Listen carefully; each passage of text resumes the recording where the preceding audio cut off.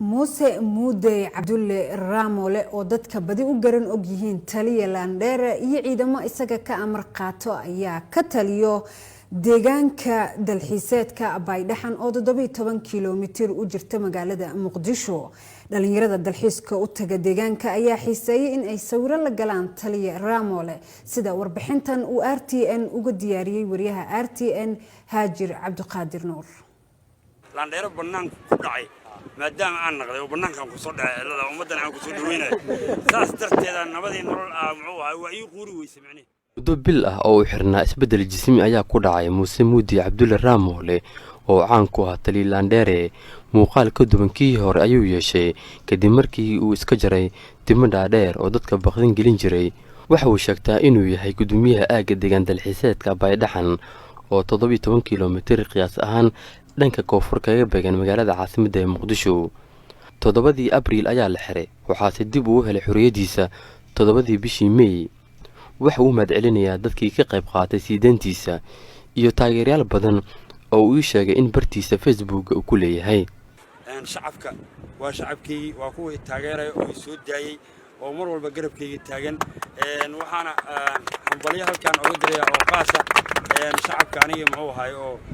labada dhinac iga taagan mar walba waa aabe 4 caruur leh waxay u kala joogaan magaalada Beledweyne gobolka Hiiraan iyo degmada Afgooy ee gobolka Shabeellaha Hoose ciidamo uu hogaamiyo ayaa shaqada sare ka ilaaliya deegaankan wax talisa kama tirsana dadka halkan u soo dalxiiska qaarkood ayaa wax u gartaa amniga guud ee deegaankan aniga uu hoos yimaada ciidanka meeshan joogo deegaankan joogan waa ciidan aniga aan aqaano hal oo koow iyo laba aan dhigi karo oo urur gaaray waa ciidan maxamuud deegaan waa shaqo kuma laha dawladda xataa shaqo kuma laha ciidanka sanad ka hor dadku waxay u dalxiistay jireen xeebta Jasiira balse 2019 ayuu ii sheegay in uu u jeexay dhabooyin la maro dadkuna uu yeeray inuu u dalxiistagaan maanta waxay ka mid tahay meelaha dhalintu ay aad u xiiseyso in ay ku dalxiisaan sanad hadda la soo dhaafayo 2019 aan muxuu ahaa dalxiiskan dib u soo nooleeyay waxaan ugu talagalay dalxiiskan aan u furay ummadda Soomaaliyeed meel walba ay muxuu ahaa gobolada ay ka joogto inay halkan u soo dalxiistagaan ay ku raaxaystaan ay tahay halkan ciidoodii hooyo aanan loo kala sinnin dadka dhan ay ciidan ay wada sameyn yihiin oo qof walba oo sidoo doona uu raaxaysan karo oo uu baashaali karo oo mari karo qofku rabo oo la hadli karo qof oo cunsuriyad gaar ah oo lagu sameynayo halkan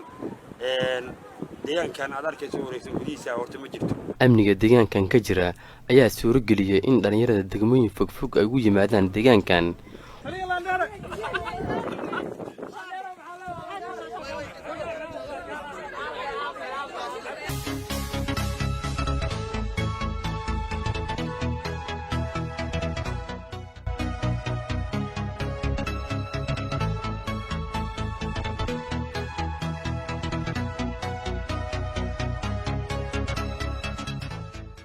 waxaase jira in dhalinyarada halkan yimaada ay aad u daneeyaan